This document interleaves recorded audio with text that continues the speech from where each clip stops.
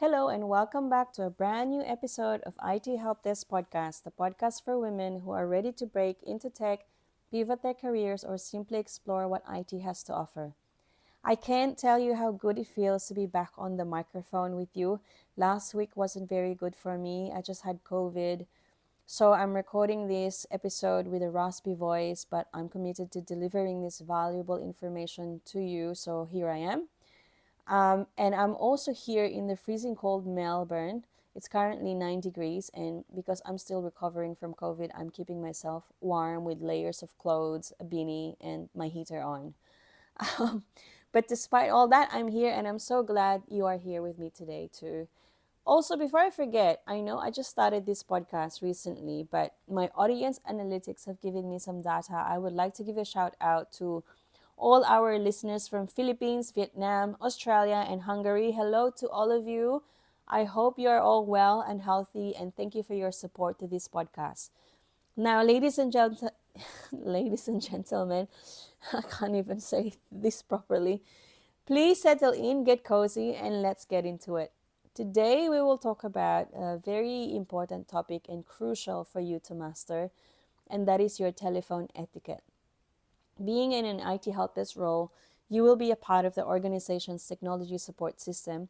Your job is to troubleshoot, resolve issues, and keep everything running smoothly.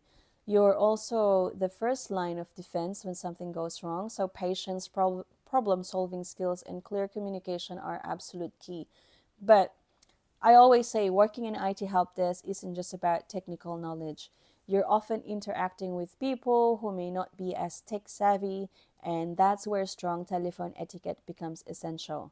As I mentioned in my previous episode, personally for me, it's really hard to find someone with a good balance of technical knowledge and soft skills. And this is one of the reasons why I created this podcast. Because to me, there's a lot of women out there who have the soft skills, but they just need to have that exposure to technology and IT courses and IT trainings, which will lead the way for them to enter this male dominated industry. Um, you may be solving IT issues, but you're also making sure that users feel heard, understood, and supported. And I really think that us women have these traits within us already, but we just need to make sure we pair it up with good technical knowledge and skills, especially the younger generation these days who are always exposed to technology and are already skilled in using softwares and hardwares because they use them at school at an early age. If you're listening to this right now, then boost your technical skills as early as possible, and also listen to my advice when it comes to soft skills, because I cannot stress this enough that both are crucial to your success in an IT entry level role like this. As I said, let's talk about telephone etiquette and why this skill can make or break your interaction with users. And by the way, I may be discussing specifically about telephone etiquette for IT help desks, but pretty much in general, these are the standard ways so you can use this information in whatever role you may be in right now. The things I will be discussing here are not rocket science.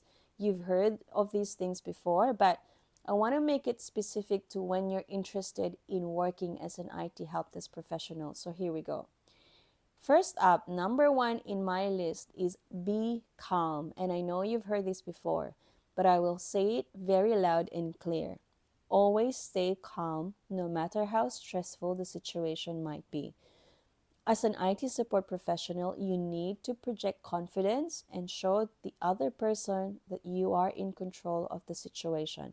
If someone calls and they're upset because something's not working, it is highly likely that they are anxious already. You do not want to mirror that anxiety in your tone. By speaking with a calm, soothing voice, it's your way of giving them reassurance that you're there to help. You can say things like, I understand how frustrating that can be, but we'll get this sorted out for you. Or you can say something like, I'll do my best to get this fixed for you.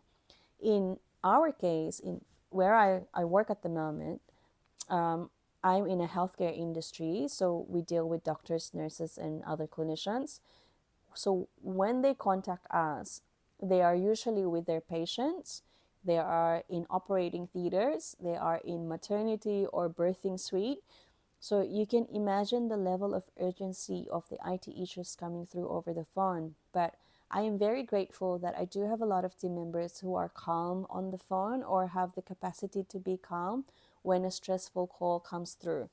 The common thing that they do, which I've observed, is they try and assure the users that number one, they are there to help to the best of their ability, and number two, that if they cannot solve the issue themselves, then they are there to help, to seek help, or if the issue is more complex and it needs level 2 or level 3, then they will find someone else to help them with the issue.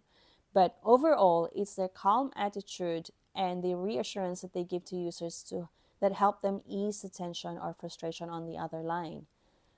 The next one is active listening and showing empathy. Now, again, this is not rocket science. You've heard of this before, but this is a very huge part of a great telephone etiquette. And this, I believe, is something that you really need to be conscious of as soon as you pick up the call.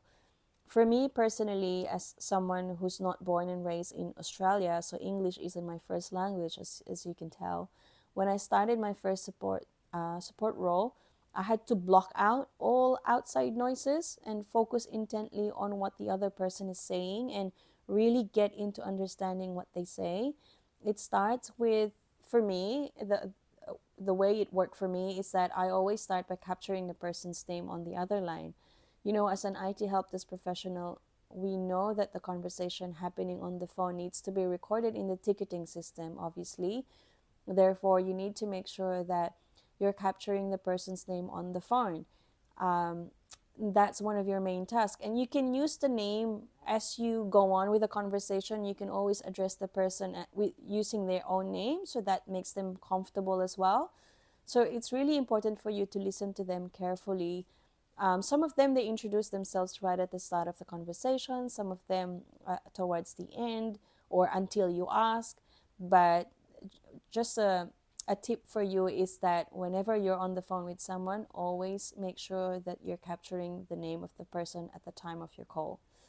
And second is you also need to put as much information in the ticket description, especially if the issue is complex or cannot be resolved by the first level support team.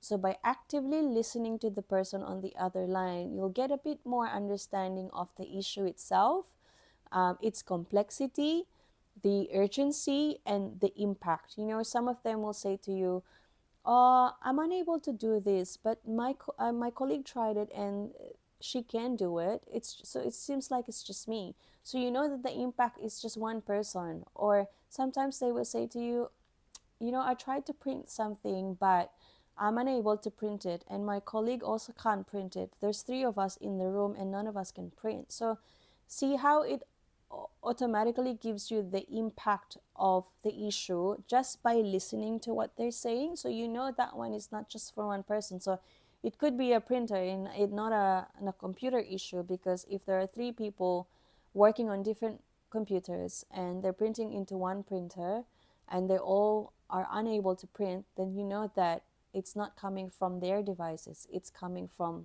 potentially the printer itself. So you can usually tell this by the way the other person describes their issues, and by consciously putting all of your focus in listening to what they say, you are more likely to get a much accurate information in your ticket notes. It will be beneficial to you if you're the one who will solve the issue, or it will be beneficial to other team members you might need to assign the ticket to. So active listening also means that you're letting the user explain their problem without interrupting them. Sometimes it's not just about fixing the technical issues. Like I said, they will call you and they're already frustrated. So you need to make sure that they feel heard when they call. And while you're listening to the issue, you need to make sure that you show empathy as well. So you can use words like, I can understand it can be frustrating when this happens. Or you can say something like, this seems like an urgent issue, so I'll mark it as a high priority for you. Or something along the line of, I'll do my best to resolve this myself, but if I can't, then I'll find someone who can. These sentences can sound so simple, but they can give the other person some assurance that the person they are speaking with gets it, they understand it, and that they are there to help. And the third one is making sure that you're using clear and simple words. Now, in my current role, I work in an IT department with 100 staff, and it is a mix of permanent employees and contractors. Out of 100, there's only 13 women, including myself, and the rest of them are men. And and so I work with these smart and intelligent men from different teams like networks, infrastructure, and cybersecurity. And guys, when I listen to them in technical meetings, or we call it technical working group meetings, I feel like I'm in a different space floating in with so much technical jargons because I'm not highly technical myself. Being in an IT help desk team, the way I see it is that our role is to be the bridge between technical and non technical people. You know, we are the people who translate these jargons into plain, simple language for non technical people to understand. So, when we talk to the users, in our case, mostly clinical staff, we have to adjust our language and we try to avoid using too much IT words. I'll give you an example. When we say things like, have you set up your multi-factor authenticator? You know, if you say that to someone who's young and knows MFAs, they will say, sure, I have done this and all that. But if you say it to someone who's not familiar too much with IT terms, you can say something like, have you set up your verification tool? It's usually a combination of password and a code sent via text message. You know, when you say a combination of password and a code sent via text message, it makes a bit more sense for non-technical people. So you just have to make sure that you tweak your words and make sure that it's simple and clear to the person you're speaking with on the other line. Another example, instead of saying, oh, you may have received a phishing email. You know, phishing is a cybersecurity terminology. You can simply say, oh, it could be a trick email to steal your personal details. Or some people will also recognize the word spam email.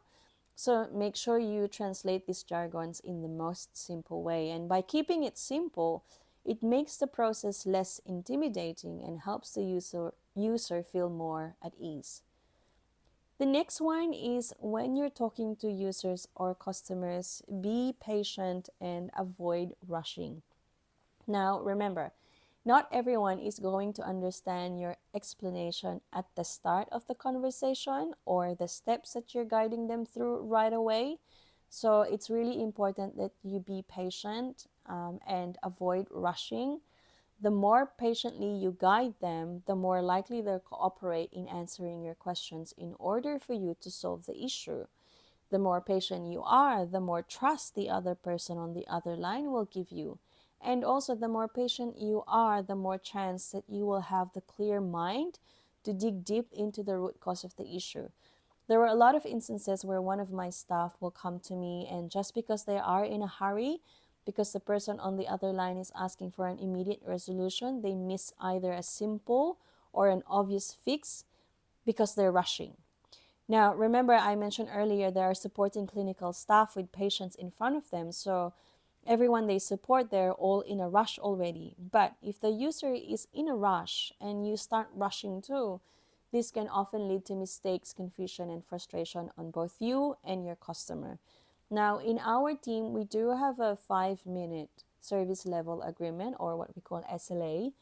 It means that our telephone conversations must be limited to 5 minutes only. But as a team lead, I understand that not all conversations can be completed within 5 minutes. So if the issue is complex enough, rushing will not help at all.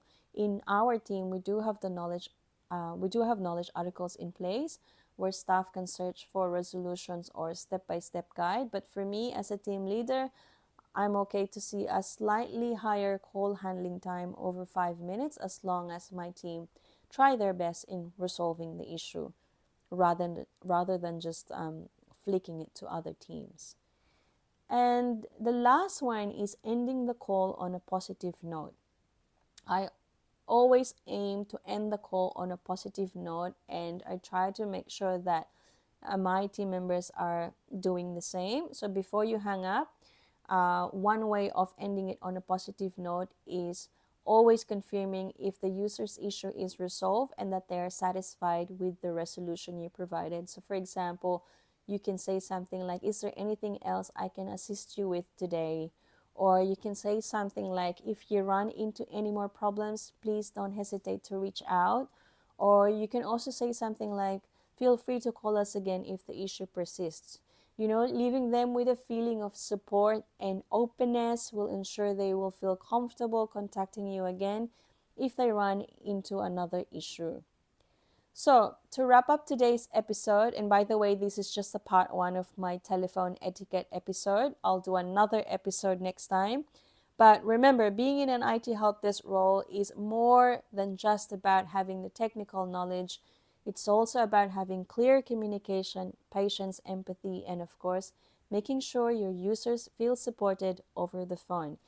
If you're just starting, be patient with yourself, ask questions, and keep learning. Feel free to leave your questions in the comments or send an email to ithelpdeskpodcast@gmail.com. Thanks for tuning in, and as I always say, you can do this, but you don't have to do this alone. I'm here to help you, so don't forget to follow this podcast, and I'll talk to you next time.